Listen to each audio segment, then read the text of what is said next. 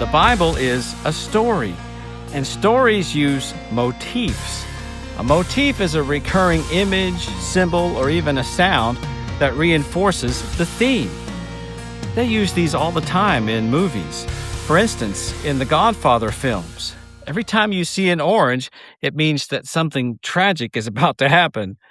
I don't know, I think it's because oranges are associated with Sicily. In the movie The Shawshank Redemption, water represents freedom and cleansing. They might do this with a color, the color red. A red door, a red balloon might mean something. Music is used this way too. When you hear da-da, da-da, da-da, da-da, that means the shark is near in the movie Jaws. Motifs are used throughout the scriptures, especially in the Old Testament. You can call them echoes of Eden. And when we're introduced to Abraham in Genesis chapter 12, we hear a huge echo.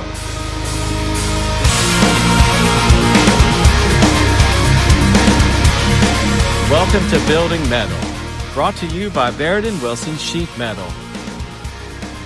He was born in a place called Ur of the Chaldeans in Mesopotamia, which is in modern-day Iraq. At the age of 75, God disrupted his life with a message which is recorded in Genesis 12, verses 1 through 3. The Lord said to Abram, "Go from your country, your people, and your father's household to the land I will show you. I will make you into a great nation, and I will bless you. I will make your name great, and you will be a blessing. I will bless those who bless you, and whoever curses you, I will curse. And all peoples on earth will be blessed through you." There was nothing special about Abraham. He was not an exceptionally good person, as you will see as you read his story. But God chose him as the one through whom he would carry out his plan to save the world. To this point, 75-year-old Abraham and his 65-year-old wife Sarah had no children. In response to what God told them, they traveled over 1,000 miles, leaving everything they had known to reach the land of Canaan. They simply believed what God had said and acted on it. There, at a place called Shechem, at the great tree of Moreh, the Lord appeared to Abram and said, "To your seed I will give this land." So he built an altar there to the Lord who had appeared to him. Does any of this sound familiar? Remember some of the last words of Jesus when he told his disciples to go and make disciples of all nations. And again in Acts 1:8, Jesus said to them, "You will be my witnesses in Jerusalem and in all Judea and Samaria and to the ends of the earth." God told Abraham to leave his home and go, and that as a result he would be a blessing to all the people of the earth. Jesus told his disciples to go, and as a result they would be a blessing to the nations of the earth. They would be the means by which the ancient promise to Abraham is fulfilled. This is another clue to the hidden mystery that Paul was talking about. So, we see the theme of God's desire to rescue the earth appearing in two commissions: God's commission to Abraham and the Great Commission of Jesus to his followers. But there are also echoes of Eden appearing here in the beginning of the story of Abraham. Remember the promise of a coming seed of the woman in Genesis 3? God tells Abraham in this scene that he will give this land, this place, to his seed. The Apostle Paul points out in his letter to the church in Galatia that the word seed here is singular. The coming offspring of Abraham, to whom the place of God's presence belongs, is a person. We also see at this important moment the appearance of another popular biblical motif: trees. Trees have a cosmic, sacred connotation throughout human history.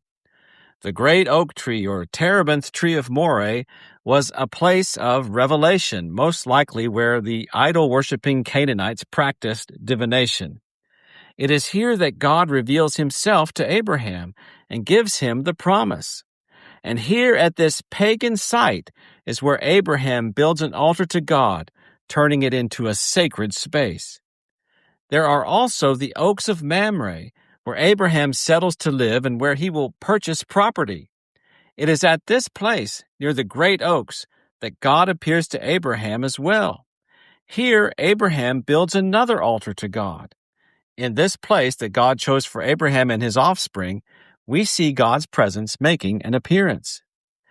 It would be some years later, when Sarah is 89 years old and still childless, when God appears to them here and promises that Sarah will give birth to a son the following year. Sarah laughs at the thought of having a child at her advanced age. But God honors his promise, and Abraham and Sarah miraculously have a son when Abraham is 100 and Sarah is 90. They name him Isaac, which means laughter. So we have two sites with prominent trees where God appears to Abraham. There were two prominent trees in Eden as well. We will see the tree motif show up throughout the Old Testament. And we see the reason for the motif in the New Testament. 5 times the New Testament uses a Greek word for tree or wood as a synonym for the cross. It is the same word used for the tree of life in the book of Revelation.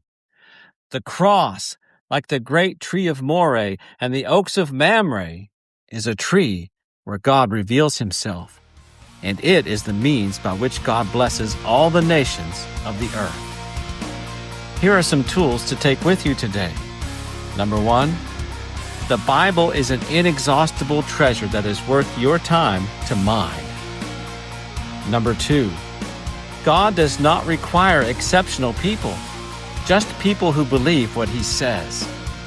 And number 3, trusting God is an adventure that always pays off.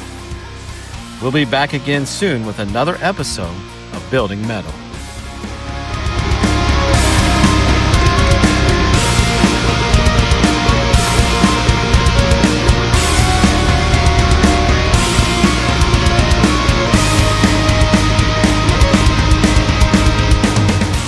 The music of Building Metal is a production of Jed Brewer and Good Loud Media, Oak Park, Illinois.